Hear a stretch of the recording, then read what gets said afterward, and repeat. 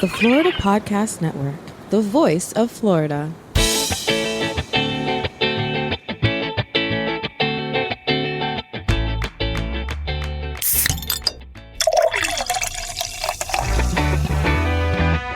From Mallory Square in Key West to the Governor's Mansion in Tallahassee and all points beyond, you're listening to the Florida Beer Podcast, powered by FloridaBeerBlog.com, your source for all things related to the craft beer community in the Sunshine State.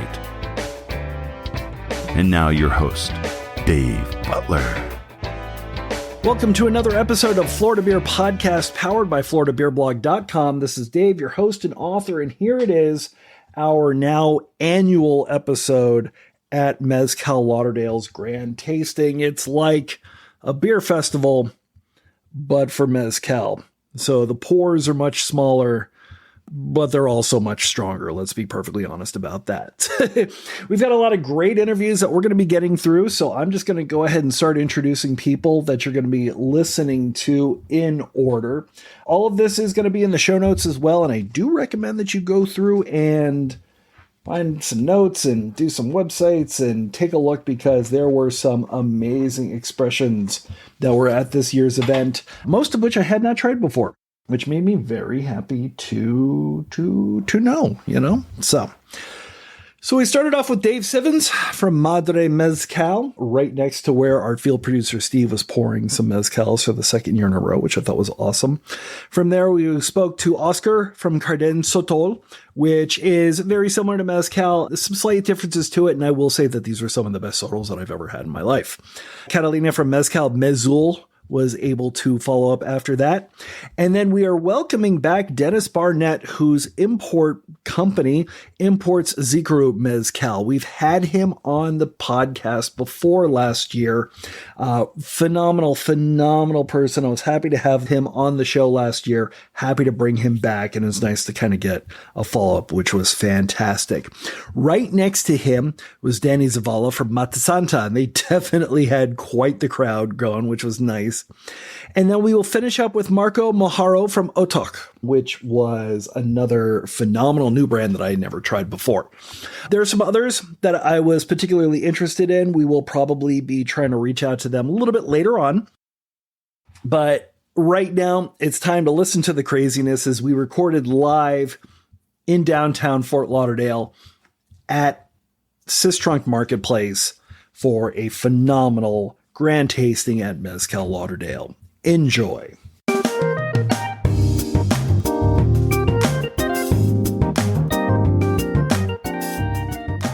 All right, so let's start with what's your name and who are you here representing? My name's Dave Simmons and I work for Madre Mezcal. And I find it interesting because there's definitely a familial, there's a respect for the past, shall we say, that you have going on. Is that something that the Mezcal is important to them? So really, as a company, we kind of believe that fundamentally Mezcal is the most natural spirit that there is. And being part of nature, you are part of Mother Earth. And that's where we get our name from, as Flor Madre. And eventually, all living things will die. And when those things die, they go back into the earth and replenish it. So essentially, we think that what is dead can then become part of something alive, and that alive thing is our mezcal. So you go back into the earth, nurture the soil, and create this. So it's interesting because now I kind of understand that the madre is not the mother of the family, but the Mother Earth, shall we say? Correct. Mother Earth, correct. So what are the different expressions that you have that you're sampling today here at Mezcal Lauderdale? So we have our Espadin, our single varietal. Then we also have our original product, which is our ensemble. It is a Espadin Quiche blend. And then we have our Ancestral as well, which is an Espadin Tobaziche blend. And let's talk about the Espadin Quiche blend, because Quiche is not an agave that I'm familiar with, but it's definitely starting to show up. I've seen it a lot here today. Yeah. Is it something that's really starting to take off in the mezcal industry? Well, I think that there's a lot more variety coming out now that there's more kind of opportunities from Mexico to export things. Quiche is an agave that takes a lot longer time for it to mature, and it's a much smaller agave as well. So it usually creates a higher price point. And by doing it as an ensemble and having that combination with an espadín, we're able to give people that really great product at a very good value. And I think that as it goes forward and production increases of more rare agaves themselves, you'll see more of it popping up. In single varietals, it can get a little bit pricey, but I think that as demand grows, eventually things are going to taper off. That's amazing. How has the reception been to the three expressions that you brought here today? This crowd's been fantastic. Everyone's very engaged. A lot of people really excited to try the Ancestral because we don't have it too prominently in Florida, but it's going to be making its moves. But everyone's been coming up, and it's been great. Awesome. Thank you so much. I appreciate it. With pleasure. All right. So your name and the Sotol, which you are representing today. So my name is Oscar, and I'm representing Cardenche Sotol, a terroir-driven Sotol, and like we like to say, is the catalyst for deeper emotions. And has it been difficult being at a Mezcal festival to have to stop and explain what a Sotol is? Yeah, I think the Sotol, it's very particular, and right now we are in a phase that I like to say is the awareness era of the Sotol.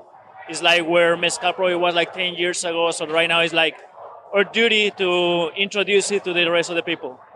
Awesome. And what kind of expressions do you have with you today? So we have the full expression of Cardenche, that's the name of the brand. It's a terroir-driven Sotol, so we have the Cardenche Sotol del Desierto. We're going to have also the Cardenche Sotol de la Pradera, or the Prairie. And we're going to have also the Cardenche Sotol de la Sierra, or the mountains of Chihuahua. The Sotol can be produced in 3 different states of Mexico. They can be produced in Chihuahua, Coahuila, or Durango. And Cardenche is mainly from Chihuahua and Durango. That's what we're trying to represent at the moment. And I would say that the 3 that I was able to sample were very different flavor profiles, very different in terms of a lot of the notes that had it in there. And the middle one that you provided was absolutely fantastic. These are not Sotols that have a lot of different adjuncts in them. There's not a lot of additives. It's literally just the agave and how it's cooked and processed, correct? That's correct. Right now that's why I like to explain that with this brand is that the flavors and the aromas that you're grabbing from each cup of Cardenche are going to be mainly from the soil where it grows. That's why we like to represent it as a gastronomic experience or as a terroir-driven Sotol, because you are not tasting just the spirit, you're tasting the soil where it's growing. You're having, if you're having the Pradera, you're tasting the fruit trees that are nearby. If you are trying the Sierra, you're having a taste of the trees that are nearby. All of the aromas of a wet soil, having a taste of the forest itself. So it's just, you're just trying whatever is nearby the plants. Which is absolutely amazing that you have such a range in flavors just from the terroir, just where the plant is actually grown. Which of these is your particular favorite? Which one of these do you like? I obviously know which one I prefer, but which are you going for generally? Honestly, me as a bartender, I can tell you that I like to play with all of them, but I have, of course, my favorites. My favorites could be, for example, the desert, because it goes very well to have just neat.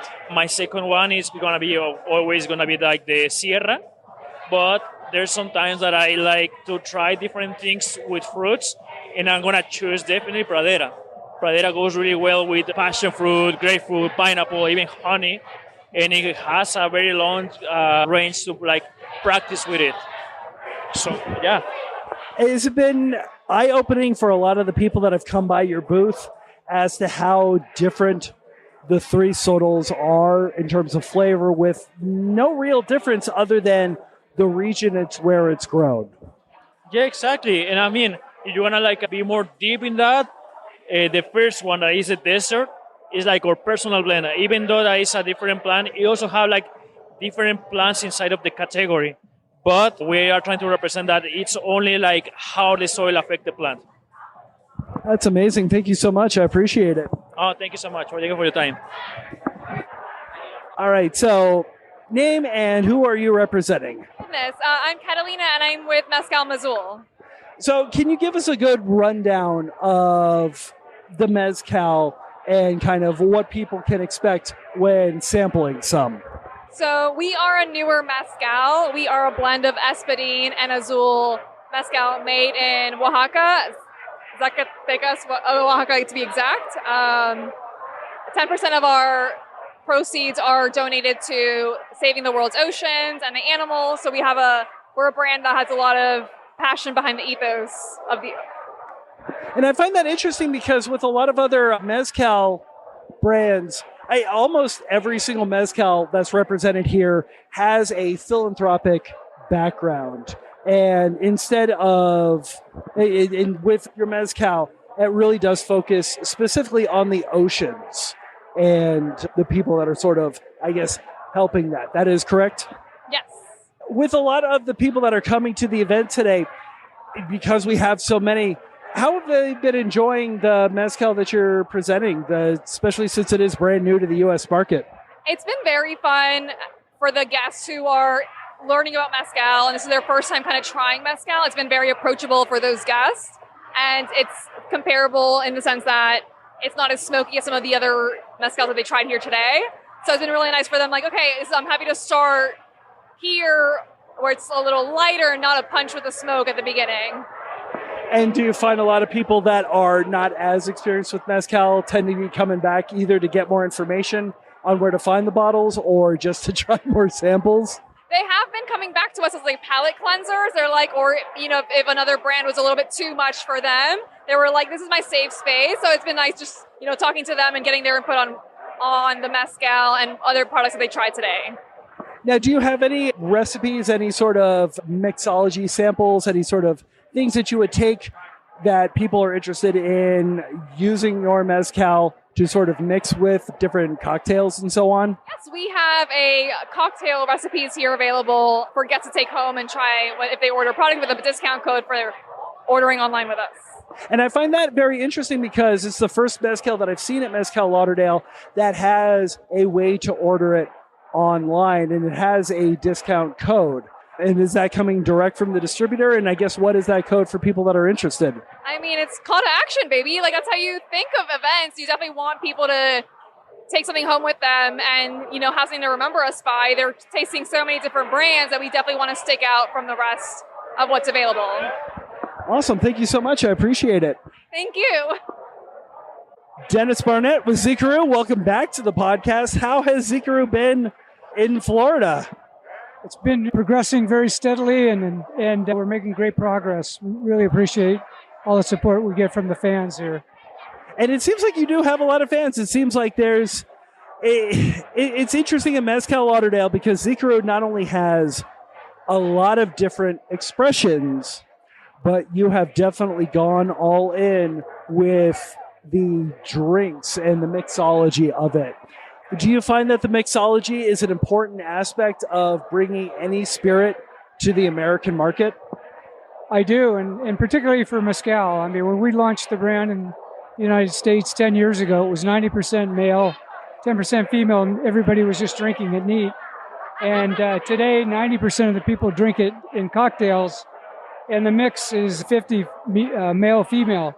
So the cocktails really opened up, you know, a whole new consumer for us. And I guess the question is, because you've got so many expressions, you know, you've got the Tobola, you've got the Pechuga Mole, which is absolutely my favorite, but you've got the Joven, or which you still have the label as Añejo. When it comes to drinking neat versus drinking in a cocktail, really is one preferred over the other for each different option? It's interesting. That's a great question. Yeah, usually the Joven is consumed in a cocktail.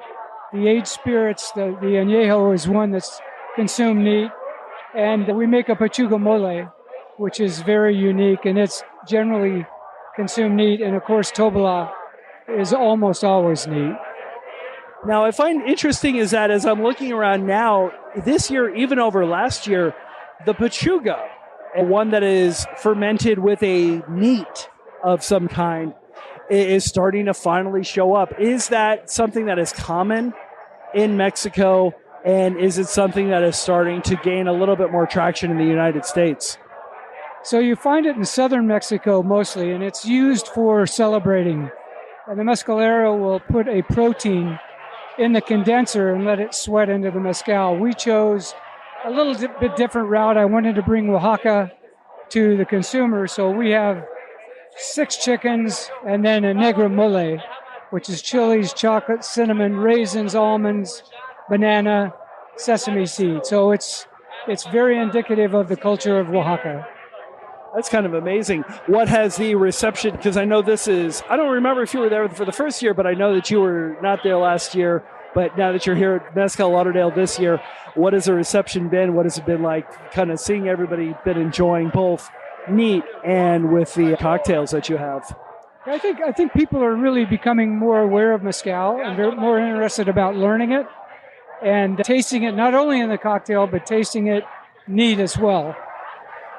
Awesome. Thank you so much. I appreciate it. Dave, thank you. I appreciate it. All right, so let's give us your name and the label that you are representing. Hi, my name is Danny Zavala, and I'm here with Mata Santa Mezcal, all from Oaxaca. And you're one of the co-owners of the actual brand, correct? Yes, we started this and we launched the brand in last October.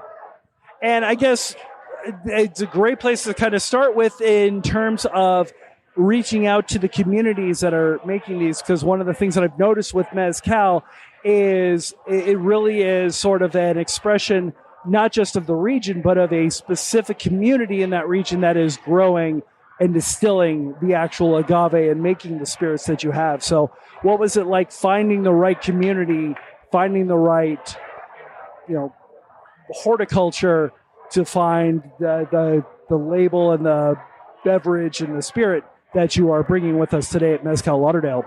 It is a great story of, it's a little tricky to say it was just serendipity, because I think that you work for your own luck, if that makes any sense. So, during the pandemic, we were traveling a lot to Oaxaca.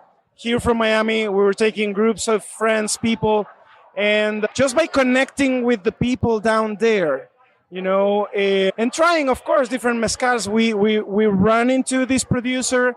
We met, we did a formal tasting, and, after you've tried mezcal for a few years in your life, your palate grows, your palate gets sharp, and it's easy to identify when there's quality.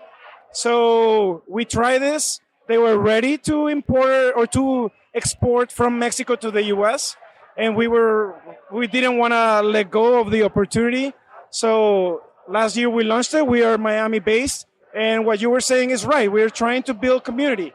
We are hand-holding every new account that we open to help them educate the consumer about what they have, and so that it's just not another shot or another mezcal, so that they understand the process of mezcal making, what the denomination of origin entails, and ultimately all of that manual hard work that goes into creating this beautiful spirit.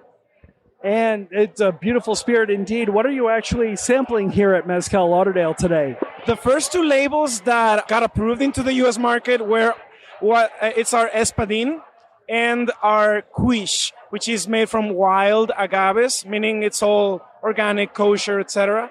And these 2 labels have opened already more than 20 accounts in Miami, and we're expanding to Fort Lauderdale and Orlando and so on. That's amazing. But you have more coming, correct? Yes, we do. The full line is 10 labels, where 6 of them are ancestral. Mezcal ancestral means clay pot distill. And they're small batches. We bring 200-300 bottles of each, and we're rotating constantly. So this summer, the whole Mezcal Ancestral line and also Tobala and Tepestate are coming into the U.S. market, all from Miahuatlan and Sola de Vega in Oaxaca. That's amazing. And I guess one of the most interesting things about your label is the label, because Go ahead and describe it, please.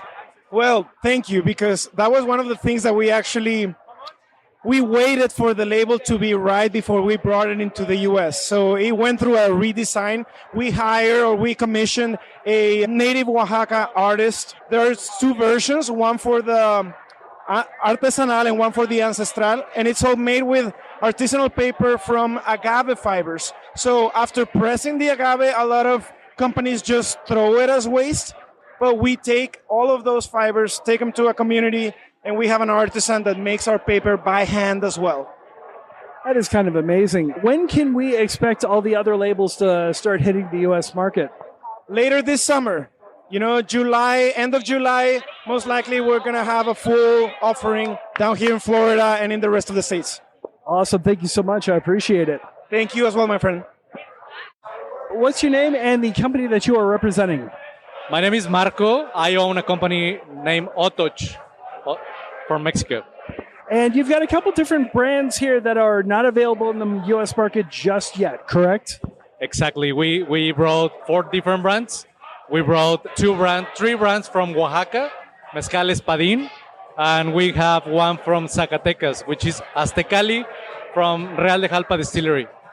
And what is the process like when it comes to finding a brand, finding a distillery whose product you believe in and want to distribute here in the United States? All right. Well, it is a pretty actually complicated process in terms of you need to have a reliable supplier, producer.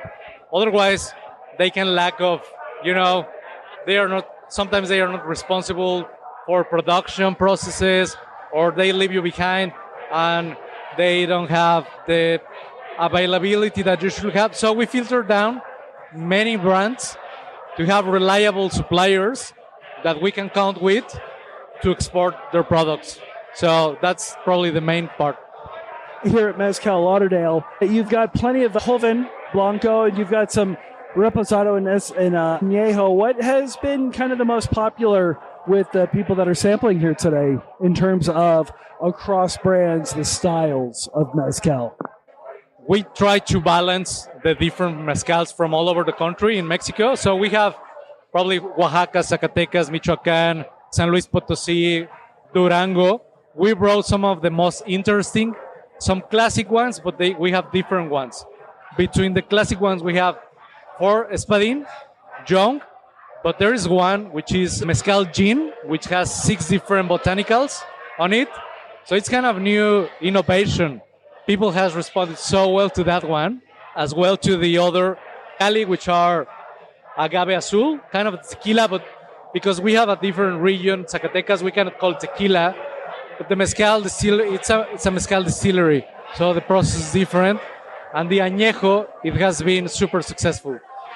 That's amazing, and I never realized that anybody would even try to do a kind of a mezcal gin hybrid.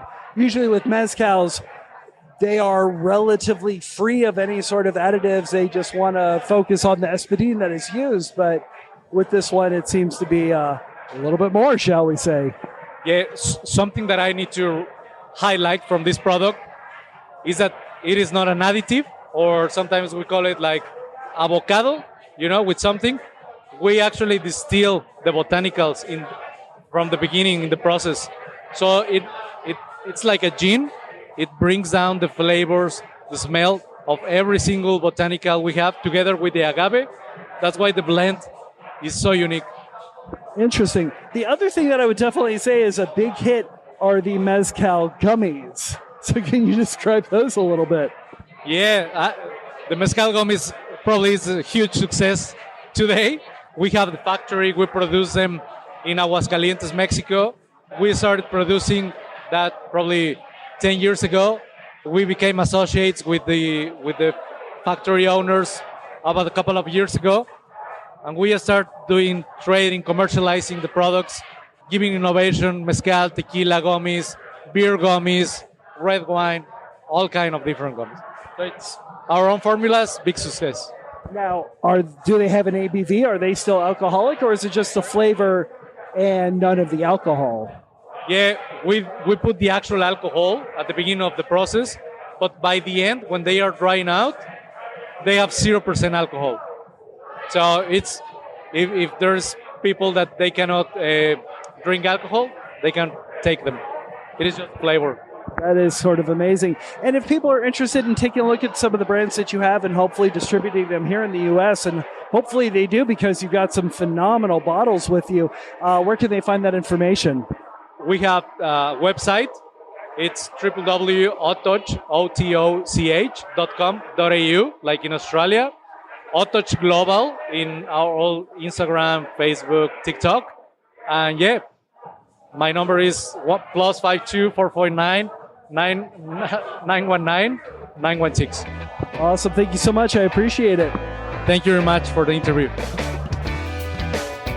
So there we are. Mezcal Lauderdale is in the books, at least until next year. Trust me, it's going to be coming back next year. The event just keeps growing bigger and bigger, and so does my interest in Mezcal. So we will all take this journey together. Next week, we are getting back to basics. We are going to be talking to some breweries, and it's got a great one to bring us back to. Actually, kind of interesting because not only is this a brewery, but they're also making their own spirits, and they have a third-party in-house pizzeria there as well. One of my family's absolute favorite places to go. The beers are great.